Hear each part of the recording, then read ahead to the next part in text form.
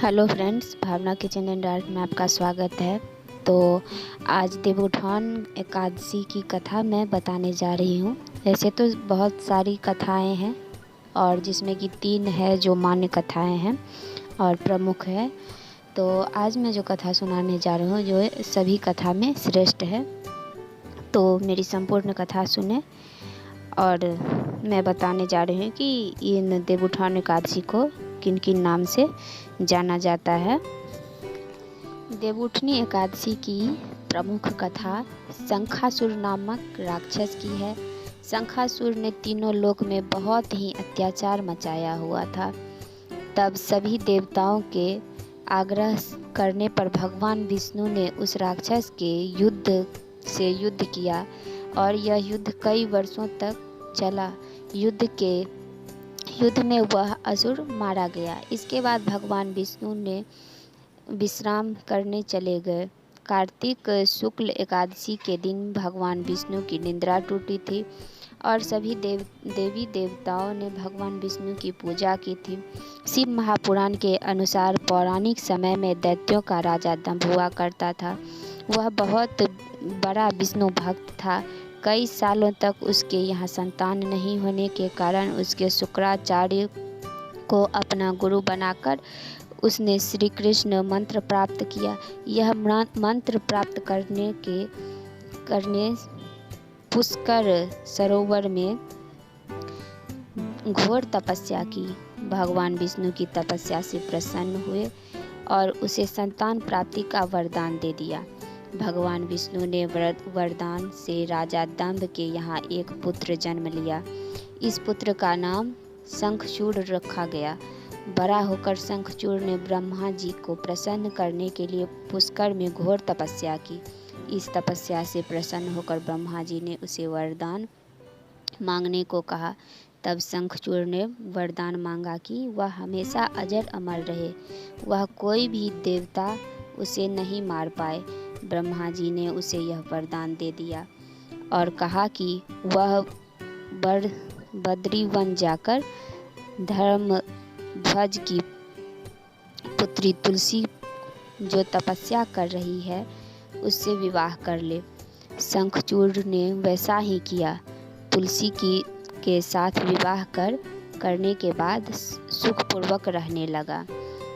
उसने अपना बल से देवताओं, असुर, दानवों, राक्षसों, गंधर्वों, नागों, किन्नरों, मनुष्यों तथा त्रिलोक के सभी प्राणियों पर विजय प्राप्त कर ली।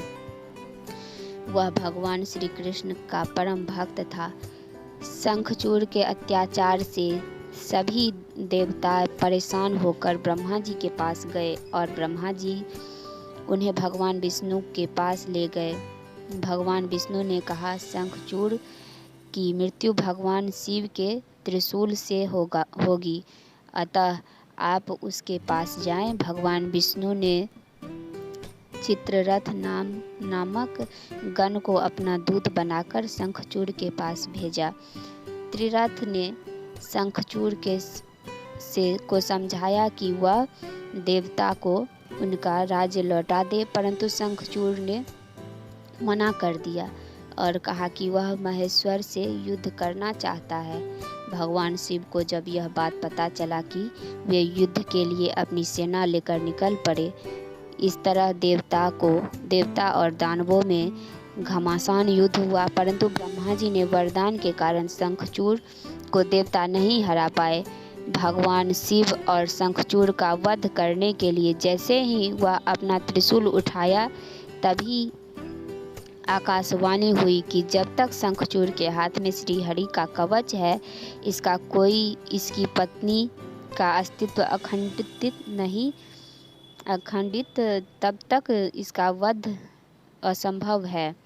आकाशवाणी सुनकर भगवान विष्णु वृद्ध ब्रह्मा का रूप धारण कर शंखचूड़ के पास गए और इसके श्रीहरि कवच दान में मांग लिया।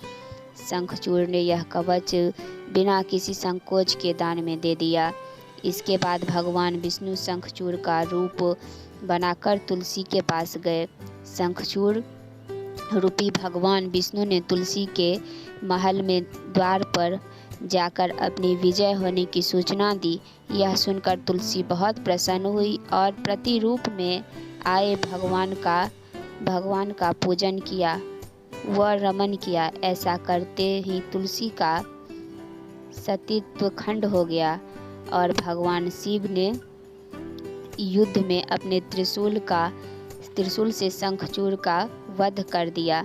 तब तुलसी को पता चला कि वे उनके पति नहीं हैं, बल्कि वे तो भगवान विष्णु हैं। क्रोध में आकर तुलसी ने कहा कि आपने छलपूर्वक मेरा धर्म भ्रष्ट कर दिया और मेरे पति को मार डाला, अतः मैं आपको श्राप देती हूँ कि आप पाषाण होकर धरती पर रहें।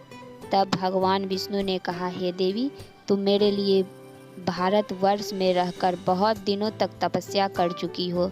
तुम्हारा यह शरीर नदी रूप में बदलकर खंडरित नामक नदी के रूप में प्रसिद्ध होगा।